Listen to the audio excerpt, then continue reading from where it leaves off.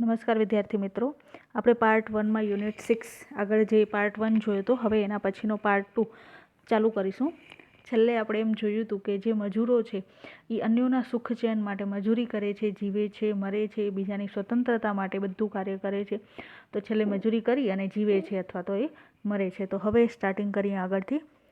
હવે એના પછીનું લેસન કે આ જે સ્પીચ છે એ હેલન કેલર દ્વારા અપાઈ રહી છે કે કેટલા બધા એમ કહેવાય કે ઘણા વર્ષો પહેલાં, 100 વર્ષ એનાથી પણ ઉપરાંત વર્ષો પહેલાં. The workers have no liberties of their own, they are not free when they are compelled to work 12 or 10 or 88 hours a day. હવે વાત કરી છે કે આ જે વર્કર્સ છે એ કામ તો કરે છે, પણ અહીંયા કામના એ કર્મચારીઓને પોતાની સ્વતંત્રતાઓ નથી, કે ધે આર નોટ ફ્રી, તેઓ ફ્રી નથી, સ્વતંત્ર નથી. વેન ધે આર કમ્પેલ્ડ, કે તેઓ જે વર્ક કરે છે એ વર્ક કેટલા કલાક, તો કે 8 hours, 10 or 8 hours, 8 થી 10 કલાક કામ કરે છે. એ કામમાં એ લોકોને કમ્પેલ કરવામાં આવે છે, જોતરવામાં આવે છે અને પોતાની જાતને નીચોવી નાખતી એક જાતની કાળી મજૂરી કરે છે.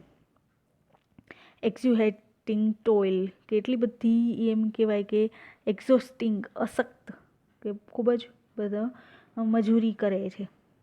They are not free when their children must labor in mills and factories or starve, and when their women may be driven by poverty to lives of shame. હવે અહીંયા એની વાઈફ અને એના ચિલ્ડ્રનની વાત કરવામાં આવી છે કે પોતાની જાતને નીચોવી નાખતી એ લોકો વ્યક્તિઓ તો મજૂરી કરે જ છે, પણ એના બદલામાં એને જે વેતન છે, વેજીસ છે, એ ઓછું મળે છે. ધે આર નોટ ફ્રી, પોતે તો ફ્રી નથી. એને when they are ill paid for their exacting toil, કે અશક્ત મજૂરી માટે એને જે વેતન છે એ પણ તુચ્છ થોડું આપવામાં આવે છે, તો ત્યારે તેઓ ધે આર નોટ ફ્રી, તેઓ ફ્રી નથી.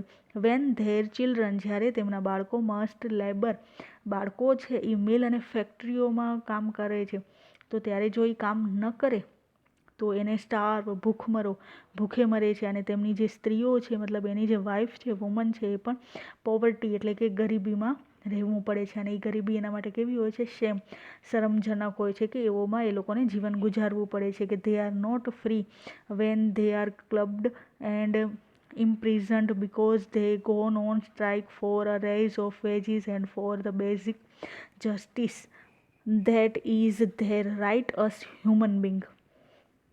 કે તેઓ સ્વતંત્ર નથી અને માનવ જ્યારે પોતાના મૂળભૂત જસ્ટિસ, ન્યાય માટે સ્ટ્રાઇક કરે છે, હડતાલ કરે છે, અથવા તો વેજીસ, પોતાના જે પગાર છે એના માટે એ લોકો માંગણી કરે છે, ત્યારે માંગણી કરવા માટે હડતાલ પર જાય છે. અને ત્યારે તેમને એ ન્યાય માટે શું કરવામાં આવે છે, તો કે ઇમ્પ્રિઝન્ડ, જેલ ભેગા કરી દેવામાં આવે છે, એને ધકેલી દેવામાં આવે છે. તો ત્યારે એ લોકો સ્વતંત્ર નથી. We are not free unless the men who frame and execute the laws represent their interests of the lives of the people and no other interest.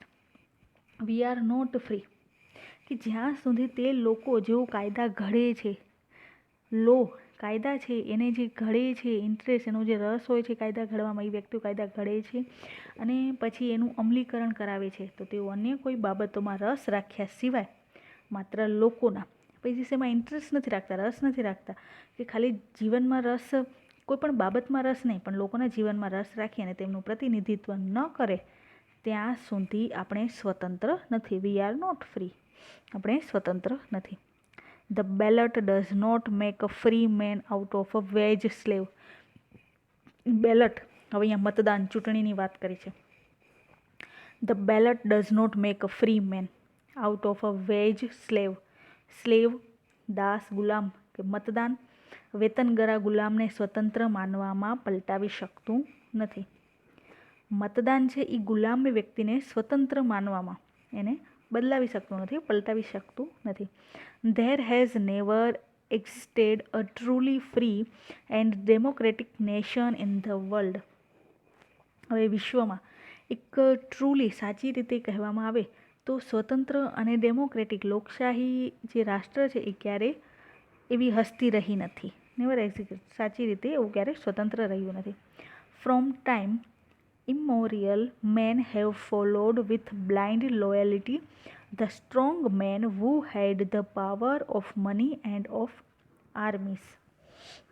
હવે અહીંયા ઘણા વર્ષોથી, અહીંયા ફ્રોમ ધ ઇમોરિયલ અનિશ્ચિત કાળથી એક બ્લાઇન્ડ વફાદારી, બ્લાઇન્ડ એક અંધ, અને એમ કહેવાય કે એની પાછળ જ કાર્ય કરતા રહેવું. અને એ કેવી તો કે આંધળી વફાદારીથી જેમની પાસે પૈસા અને લશ્કરની શક્તિ છે તેવા શક્તિશાળી માણસોને આ મજૂરો છે એ અનુસરતા આવ્યા છે.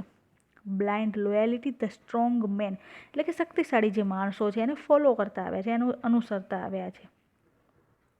who had the power of money, કે જેમની પાસે પૈસાનો પાવર છે, ઓફ આર્મીસ અને લશ્કર છે, તો એવા જે શક્તિશાળી વ્યક્તિઓ છે એને માત્ર આ લોકોએ એટલે ફોલો જ કર્યા છે, અનુસર્યા છે. even while time immemorial men have followed with blind loyalty the strong men who had the power of money and of armies. અહીંયા આગળ જે કીધું એ જ કે એવી જ રીતે એ માત્ર એને જ ફોલો કરે છે, એને જ અનુસરે છે. Even while battlefields, યુદ્ધભૂમિ, battle, were filled high with their own dead, they have tilled the land of the rulers and have been robbed of the fruits of their labor. હવે અહીંયા વાત કરી છે લેન્ડ, જમીનોની, કે તેમણે યુદ્ધભૂમિમાં પોતાની લાશોના ઢગલાને ખડક્યા છે. લાશોના બેટલફિલ્ડ્સ જે યુદ્ધભૂમિ છે, તો એમાં high with their own dead, પોતાની લાશોના ઢગલાઓ ખડકાયા છે. તેમણે શાસકોની જે જમીનો છે, લેન્ડ છે, રૂલર એટલે કે જે શાસકો છે એની જે જમીનો છે એને ખેડી છે. અને એમાં એને શું કર્યું છે તો કે કાળી મજૂરી કરી છે. મજૂરી કરી મતલબ ખૂબ જ મહેનત કરી છે. તેમ છતાંય એમને કાંઈ પણ ફ્રૂટ્સ ઓફ ધેર લેબર, મજૂરોને કાંઈ ફળ મળ્યું નથી.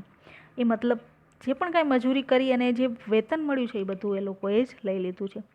They have built places and pyramids, temples and cathedrals that have held no real shrine of liberty. એમ કહેવાય, લિબર્ટી એક જાતનું સ્મારક. હવે આ વ્યક્તિએ મજૂરોએ કેટલું બધું બિલ્ડ કર્યું છે, કેટલું બધું બાંધ્યું છે, તો કે પ્લેસીસ, મોટા મોટા જે પ્લેસ હોય છે, જે સ્થળો છે.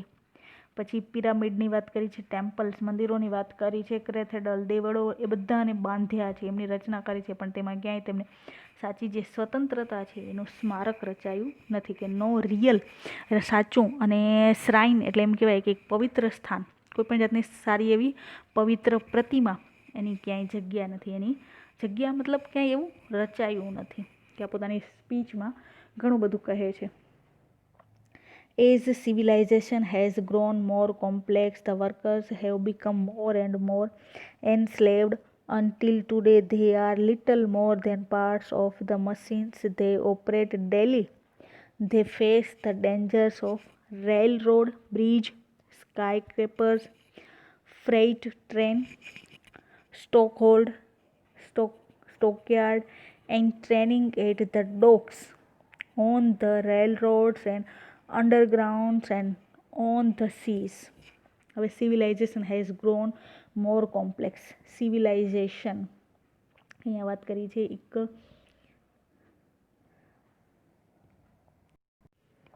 civilization, શહેરીકરણ, has grown more complex. જેવી રીતે શહેરીકરણ કે એક જાતની સભ્યતા વધારે વધતી ગઈ તેમ એ કોમ્પ્લેક્સ, એક જાતની જટિલ થતી ગઈ છે.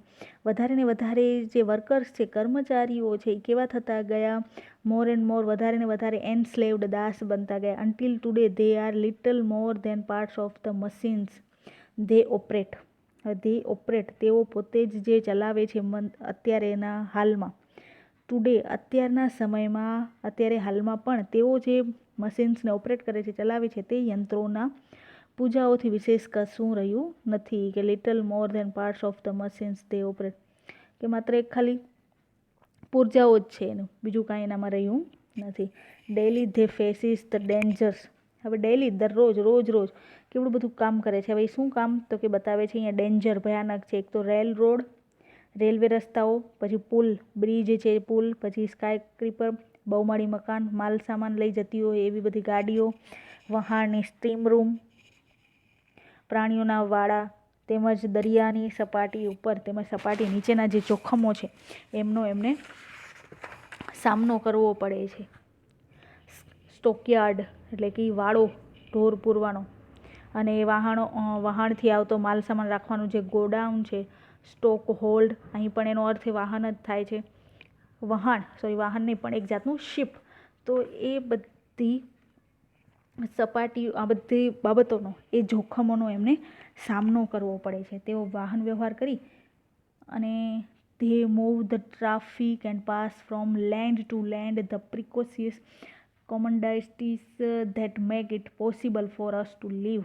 આપણા જીવન વ્યવહાર માટે તેઓ કિંમતી ચીજ વસ્તુઓ જે છે એનું વાહન વ્યવહાર કરી અને આપણી જીવન જરૂરિયાતની ચીજ વસ્તુઓને લેવડ દેવડ કરી અને આપણા માટે ઘણો બધો સામનો કરી અને આપણું જે જીવન છે એને શક્ય બનાવે છે, કે આપણે એ possible for us to live, આપણે જીવન જીવી શકીએ.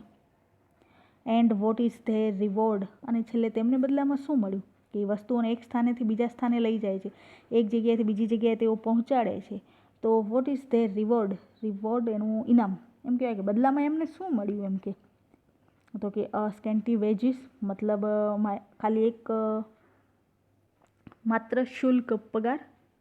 ઓફન્ટ પોવર્ટી, એક ગરીબાઈ.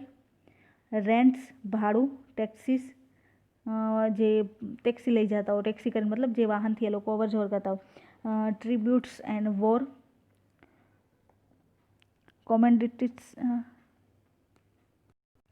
કોમ્પ્રેસેશન, એક જાતનું વળતર જ મળે છે. બીજું શું? એક શુલ્ક પગાર મળે છે, ગરીબાઈ મળે છે, ભાડા મળે છે, અથવા જે કર થતું હોય છે તો એ કર, અને યુદ્ધમાં જે નુકસાન થતું હોય તો એનું ભરપાઈ.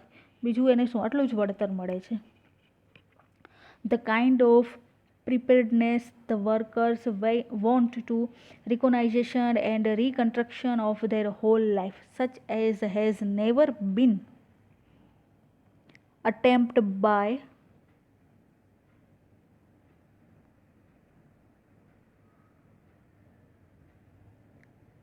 સ્ટેટમેન્ટ ઓર ગવર્મેન્ટ્સ.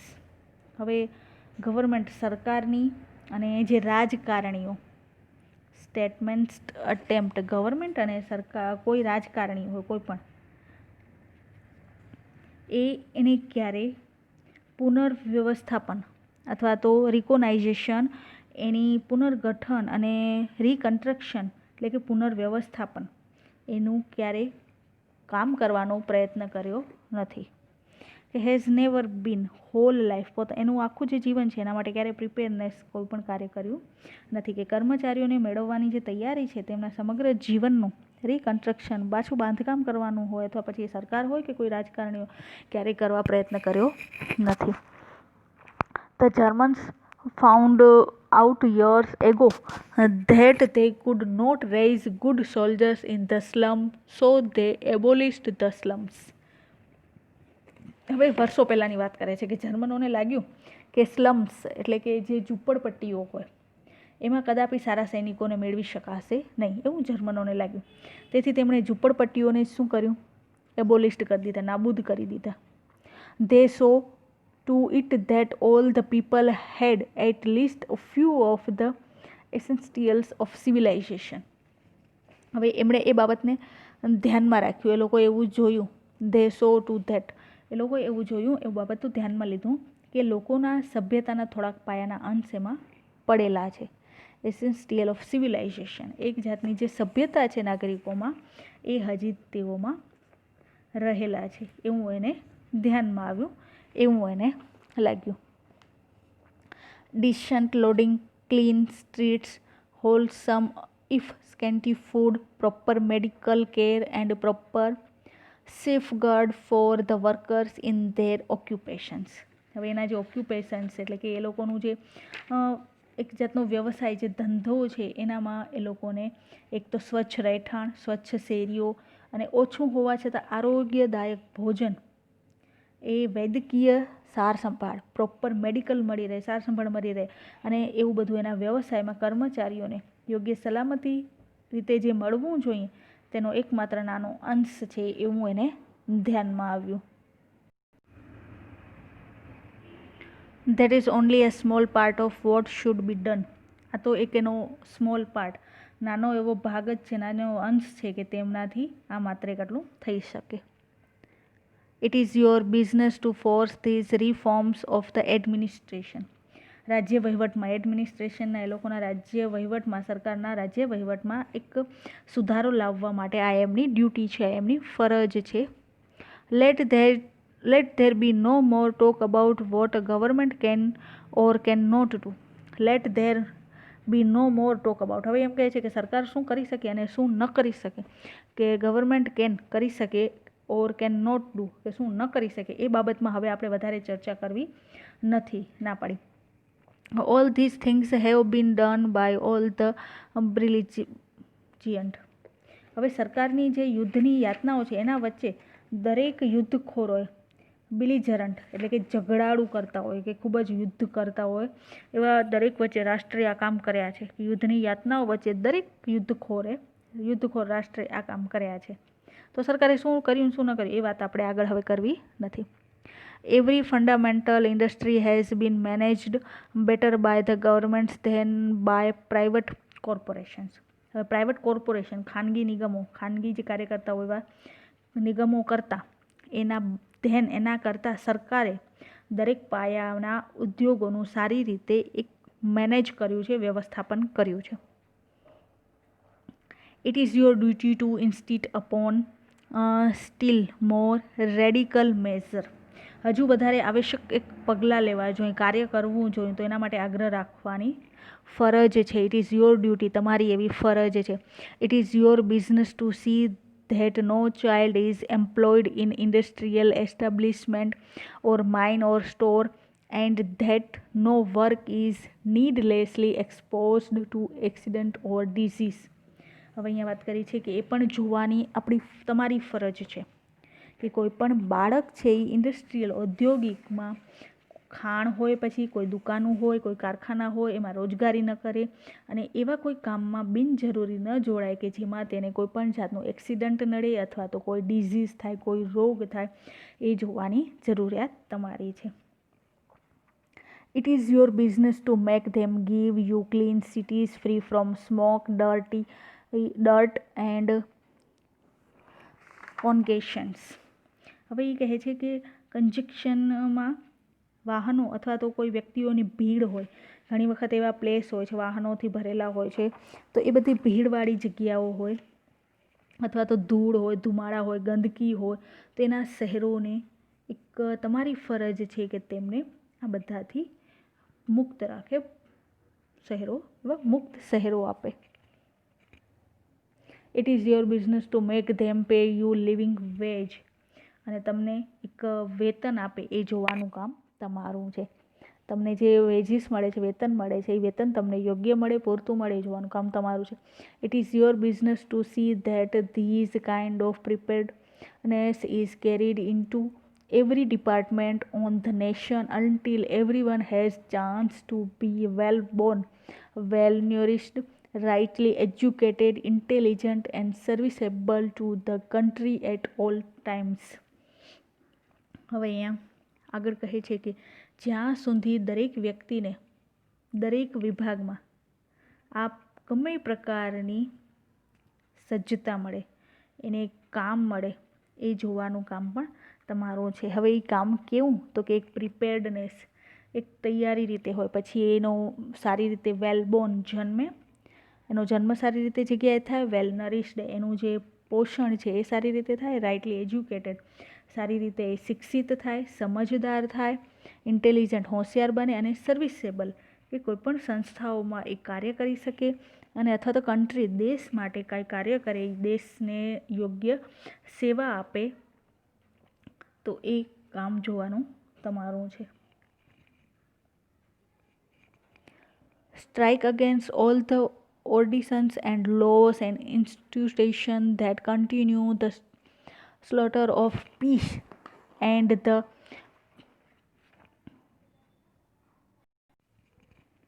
સ્લોટર, એકબીજાનું કતલ કરે, ખૂન કરે અથવા તો બહુ જ ઝઘડા કરે, એને યુદ્ધની ક્રૂરતા લાવે, એને તોડી પાડો. કે સ્ટ્રાઇક અગેન્સ્ટ વોર, એની સામે હડતાલ કરો, એને તોડી પાડો.